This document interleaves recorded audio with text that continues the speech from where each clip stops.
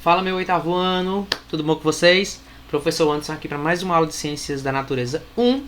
E hoje a gente vai fazer um pouco diferente das nossas aulas, tá? Nós estávamos fazendo os estudos dos conteúdos, mas como já praticamente encerramos nosso capítulo, hoje a gente vai fazer nossa atividade do Hora dos Estudos.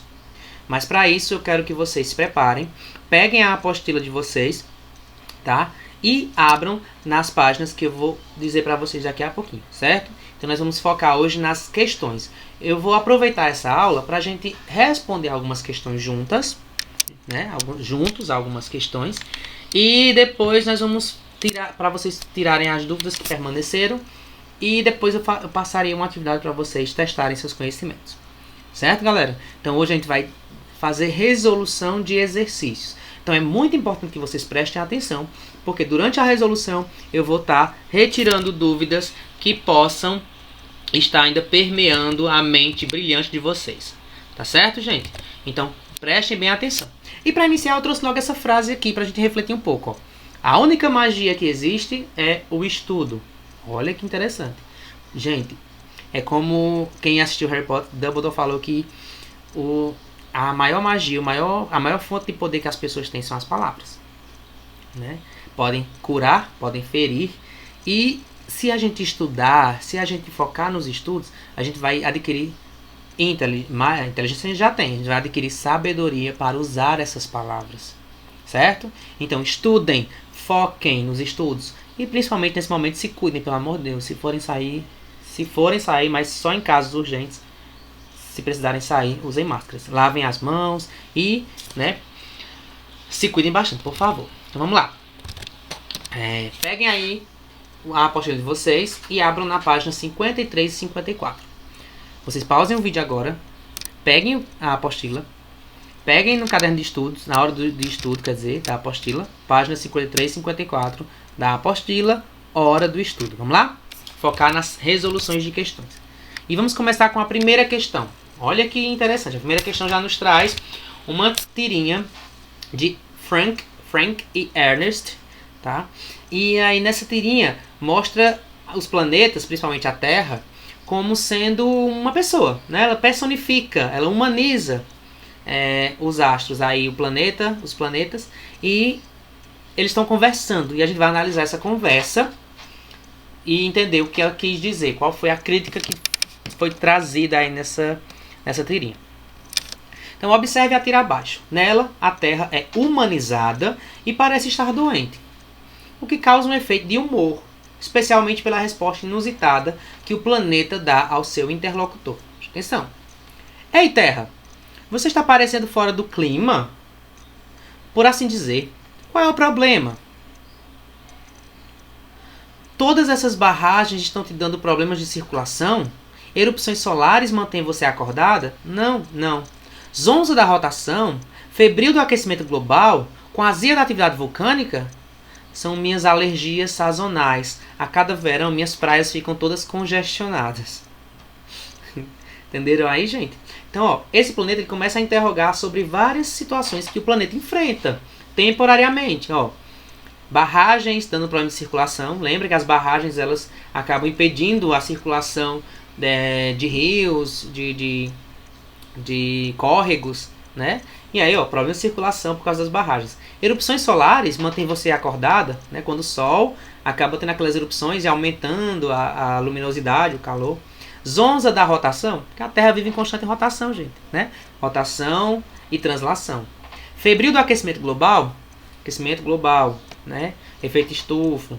Com a azia da atividade vulcânica, né? As erupções vulcânicas. Aí ele falou, são só minhas alergias sazonais. O que seriam sazonais? Em relação às estações do ano. A cada verão, minhas praias ficam todas congestionadas, né? Quem já viu aqui nos verões, nas cidades mais quentes, as praias todas cheias de turistas, cheias de pessoas da cidade. Então, né, acaba enchendo as praias de lixo, essas coisas aí.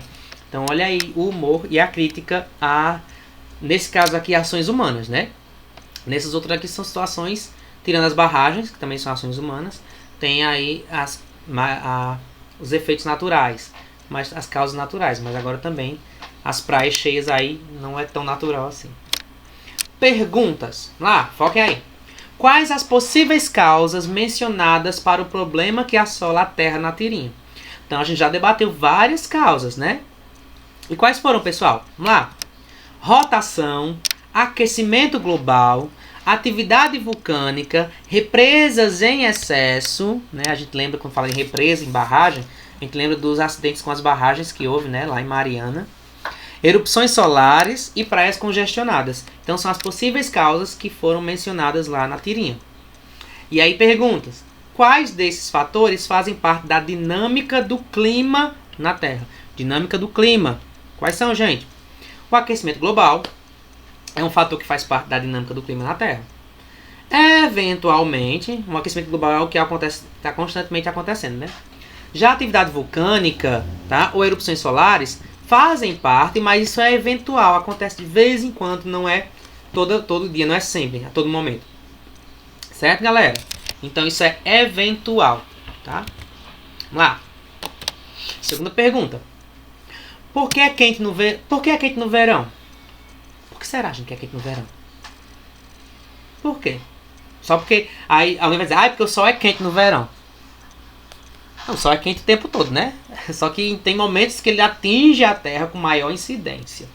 E aí a gente tem que lembrar aquela questão do Sol atingir a Terra e os raios caírem de forma perpendicular, ou seja, quase que 90 graus. Então, quanto mais perpendicular os raios solares, maior grau de menos inclinação ele tiver, mais intenso será esse calor.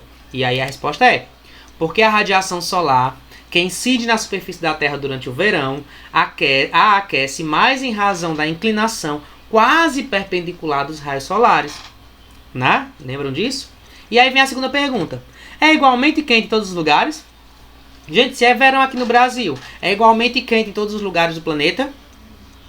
Claro que não, né? A gente sabe que o eixo da Terra ele tem uma inclinaçãozinha, que faz com que o hemisfério norte, quando está aquecido, o hemisfério norte, quando está frio, o hemisfério sul está quente, o hemisfério sul está frio, o hemisfério norte está quente, por causa dessa inclinaçãozinha. E também por causa de quê? Dos movimentos da Terra. Enquanto um lugar está sendo aquecido, o outro não está sendo aquecido.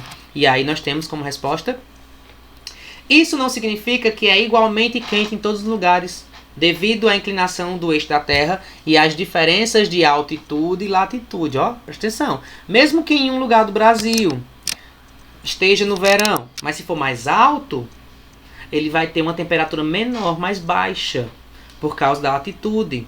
E quanto mais próximo da linha do Equador, mais quente, lembra? Quanto mais distante, como exemplo, no Brasil é verão, no hemisfério sul é verão. Só que na Amazônia vai ser mais quente do que lá em São Paulo, por causa da aproximação com a linha do Equador, certo? Só que aí lá na Amazônia já tem outro fator. É quente, mas tem mais chuvas, por causa da vegetação. E da zona de baixa pressão, que puxa os ventos para lá, carregando nuvens de chuva. Tem toda essa ligação aí. Terceira. Qual é a diferença entre clima e tempo? Gente, pelo amor de Deus, essa aí a gente já falou várias vezes sobre qual é a diferença entre clima e tempo. Isso aí é facílimo, né? Então, respondam aí, pelo amor de Deus. Clima e tempo. A gente sabe que tempo é o estado momentâneo das condições da atmosfera, ou seja, o que está acontecendo naquele momento, naquele lugar, tá? E está sujeito a variações. Já o clima é uma condição duradoura do ambiente atmosférico, que equivale ao conjunto do tempo que acontece em vários locais, em um determinado lugar, ao longo de um período de aproximadamente 30 anos. Então, clima são essas sucessões, esse efeito cíclico das mudanças do tempo, que aí vai sendo tudo contabilizado, bonitinho, organizado durante 30 anos para determinar o clima. Já o tempo é momentâneo. Tá? Depende de N fatores que estão ali naquele local, naquela região, durante aquele momento. Ok? Ok? Vamos lá. 4. O que são ilhas de calor? Gente, o que são ilhas de calor? Será que são ilhas muito aquecidas, no meio do oceano? Será que essa parte assim, ilhas, estou me referindo a ilhas realmente? Será, gente? Reflita sobre suas consequências no consumo de energia elétrica das cidades e descreva ao menos uma dessas consequências. Olha aí, consumo de energia elétrica das cidades. Então, ilhas de calor não está relacionado às ilhas propriamente ditas, não. ilha de calor, gente, é o quê? É o nome que se dá ao fenômeno climático que ocorre principalmente em centros urbanos, no centro de grandes cidades. Tá? Então, por quê? A questão do asfalto, dos prédios, né, das construções, acaba retendo muito calor ali. Então, aquela regiãozinha ali fica muito aquecida em relação aos seus arredores, em relação aos centros rurais, digamos como a gente chama aqui, aos sítios. Então, no centro da cidade, geralmente é mais quente, tem uma temperatura mais elevada do que no seu entorno, nas regiões em torno da cidade. Por quê? Por causa do do elevado grau de urbanização, dos prédios, né, do asfalto que retém muito calor, por ser um material tanto que se aquece muito fácil, como também por causa da cor escura do asfalto, ele retém mais calor. Tá? Então, nessas cidades, a temperatura média costuma ser mais elevada do que nas regiões rurais próximas. Tá? Isso são ilhas de calor. É o fenômeno climático de aquecimento dos centros urbanos devido ao alto grau de urbanização. Ok? Let's go! Quinta.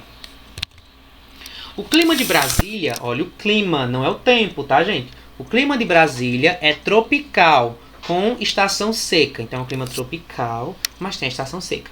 No inverno, a umidade relativa do ar pode cair a níveis muito baixos, podendo causar problemas de saúde. Então, se o ar não está úmido o suficiente, pode causar problemas de saúde como a garganta seca, né, a dificuldade de respirar, porque não está úmido o ar, não esquenta o ar para chegar nos pulmões. Então, aquela sensação de garganta inflamada, né, aquela coisa queimando aqui, por causa da sequidão do ar.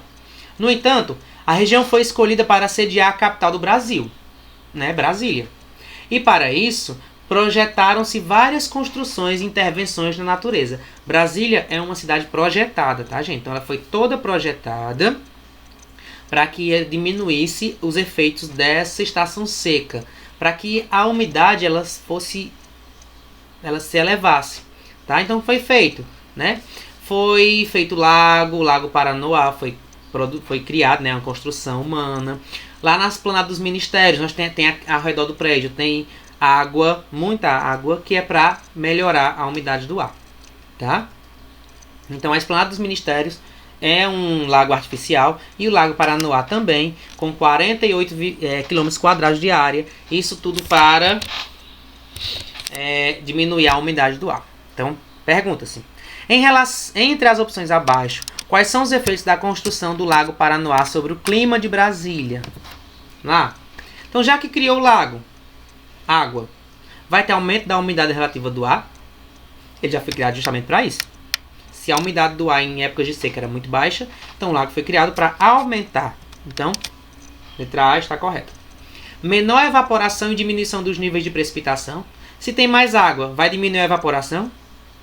Então, lugar quente, com muita água, então a água vai evaporar. Então, o nível de evaporação vai ser mais alto. Então, letra B está errada. Menor amplitude térmica em razão do elevado calor específico da água. Se a água vai evaporar, vai produzir o quê? Nuvens que vai, né, chuva. Então vai diminuir também. Ó, lembrando que quando isso aqui é a brisa daqui, vem para cá e resfria. Então, menor amplitude térmica em relação à elevação do calor específico da água. Sim, já está certo. Aumento da altitude, não construiu montanhas. Alteração da latitude? Não. Latitude é uma coisa que envolve o planeta, o globo inteiro, a Terra inteira. Então isso é de acordo com a distância ou a presença a distância ou a proximidade com a linha do Equador. Então isso não tem nada a ver. Então letra A e C são as corretas. Tá, gente? Então A e C. Beleza? Próxima. Essa caiu no Instituto Federal do Sul. Ventos constantes da baixa troposfera que se dirigem às altas pressões subtropicais para as baixas pressões equatoriais, ó, altas pressões para baixas pressões, com direção sudeste predominante no hemisfério sul e nordeste no hemisfério norte. Olha aí, gente. Quais são esses ventos que saem de região de alta pressão para a região de baixa pressão? Ventos frios. Quais são, gente? Qual foi os ventos que a gente estudou? Os alísios, né? São os ventos que saem de alta pressão para as baixas pressões. E aqui eu quero abrir um parêntese aqui.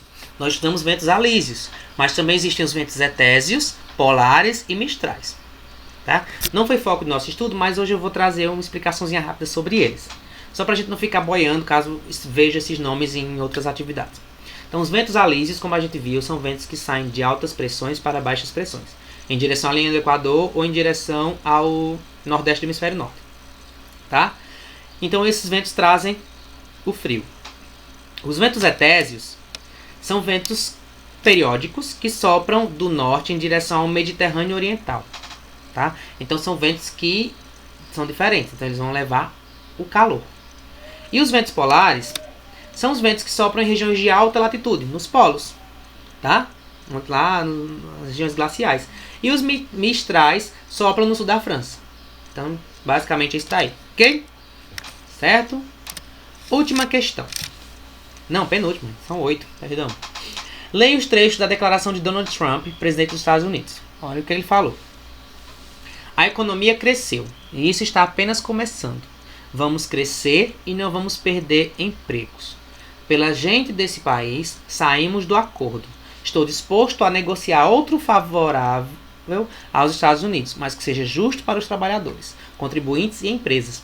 É hora de colocar Youngstown, Detroit e Pittsburgh à frente de Paris. Admito que as mudanças climáticas estejam causando alguns problemas. Ela nos faz gastar bilhões de dólares no desenvolvimento de tecnologias que não precisamos. Então, gente, essa declaração aí dele, ele estava justificando porque saiu do acordo para diminuir a emissão de gases de efeito estufa. Teve esse acordo aí para os países que estavam participando. Eles iriam diminuir até, acho que era 2021, acho que ia ser ano que vem, o nível de emissão de gases de efeito estufa.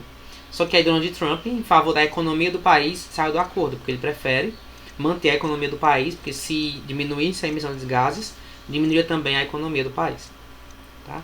Então, essas declarações de Trump para justificar a retirada dos Estados Unidos do acordo para reduzir as emissões de gases de efeito estufa no contexto do desenvolvimento sustentável revelam o quê? Que ele estava preocupado com o crescimento da economia global e, ao mesmo tempo, um reconhecimento da importância de ações de defesa ao meio ambiente. Global, gente? Ele estava preocupado com a economia do globo?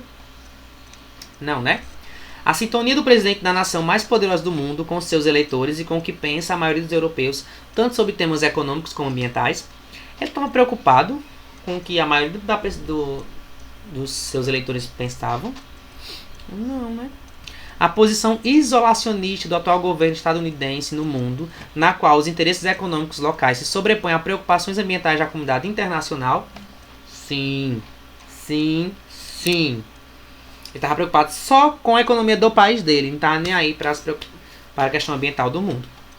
Então, letra C, tá? E por último, questão 8.